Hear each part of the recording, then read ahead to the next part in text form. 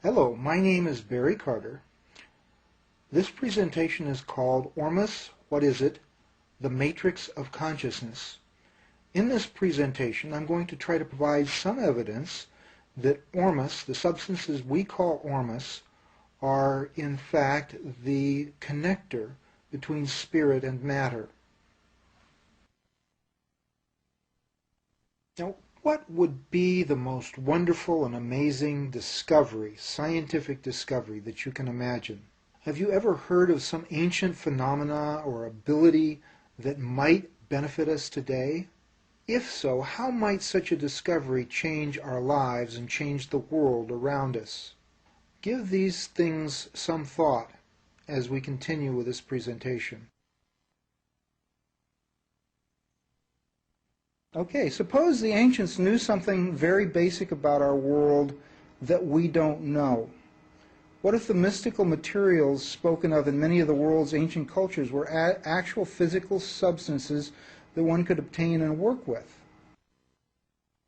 We always hear about these ancient substances, like the ancient Egyptians had their mufkat, is what Lawrence Gardner calls it, which is a white bread which is offered as gold to the gods.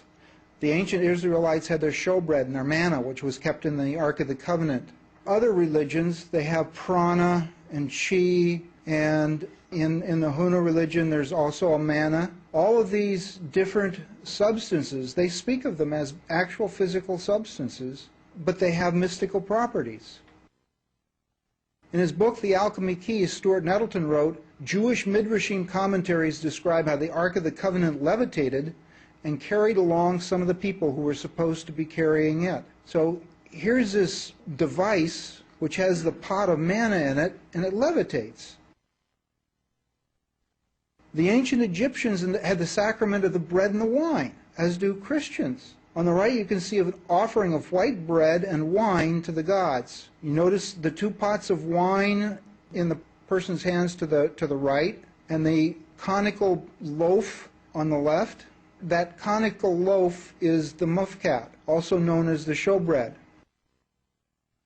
Moses took the golden calf which the Israelites made for worship and burned it in the fire and ground it to a powder and strawed it upon the water and made the children of Israel drink of it, presumably in order to improve their spiritual connection. So how do you burn gold?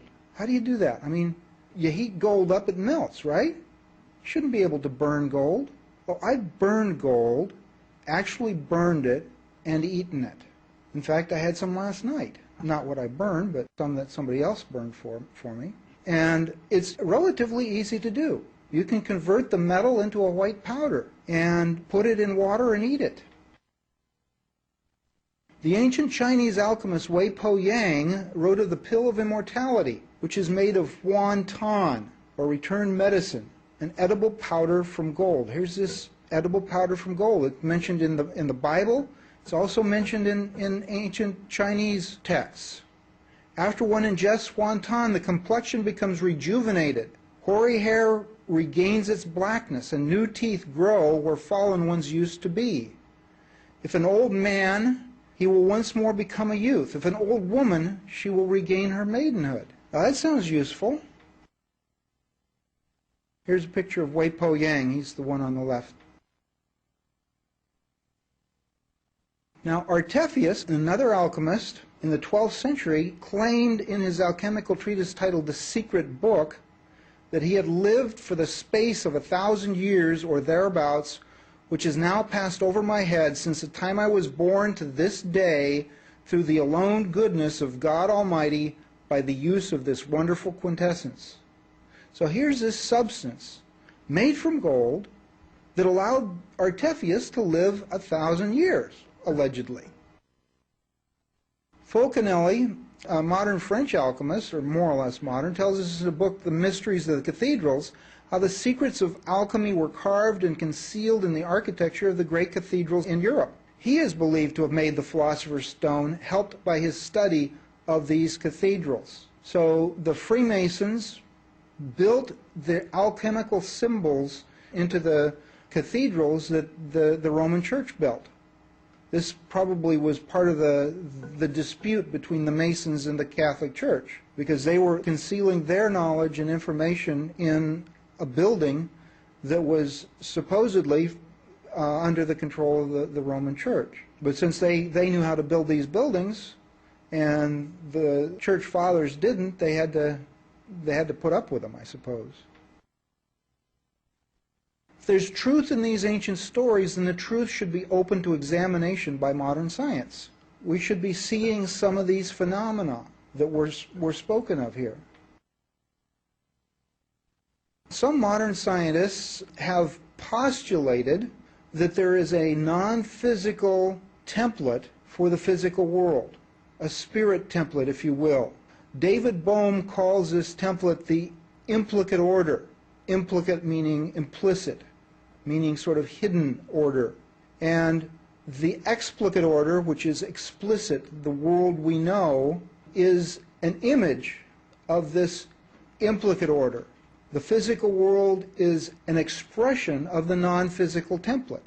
Now, I like to use an analogy. This is sort of like a field of information that we can connect to.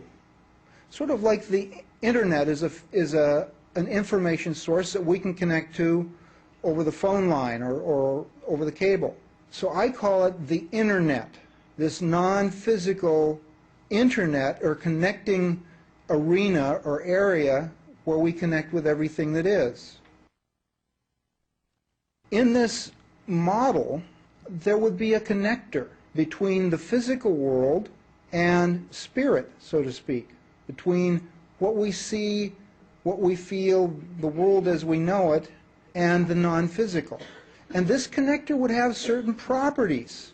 One of these properties that it would have would be that it would have non-locality or quantum coherence. Now, non-locality means that it's not local, it's nowhere specific, it's everywhere at once. And being everywhere at once, we're starting to talk about attributes that people have attributed to God. God is omnipresent, everywhere at once. And here we're talking about physical substances that have attributes of spirit. And physicists are saying that there are physical substances that have non-local properties. They behave as if they're everywhere at once. If you put a signal in over here, it instantly responds over there. There's no time lag. It's faster than the speed of light. Some scientists say billions of times faster. Some scientists say instantaneous. It's so much faster that they can't measure how much faster it is. So what is this connector? If the implicate order, which I call the internet, is an instantaneous communication medium and energy source, what would the connector between the physical body and this infinite non-local internet be? It'd be something like a modem, like we use when we hook up to the internet. A modulator, demodulator, something that connects us to this non-physical realm, to this spirit realm. We believe that Ormus is this connector. It's sort of the keystone in the bridge between spirit and matter. It's a connector between, like you have an archway, and right in the middle of the arch there's the keystone. That's what joins the two halves of the arch. Well, we think that Ormus is that keystone. It's that connector between spirit and matter. Now, remember we heard about how the ancients spoke of such things as being a special form of gold and other precious metal elements. These are the known Ormus elements. Notice that all of the precious metal elements are in here, in addition to some that aren't really considered to be precious metal elements. These are almost all or all transition elements. They're right in the center of the periodic chart. Cobalt, nickel, copper, ruthenium, rhodium. Now, ruthenium is precious metal, rhodium, palladium, silver, rhenium, osmium, iridium, platinum, gold, and mercury.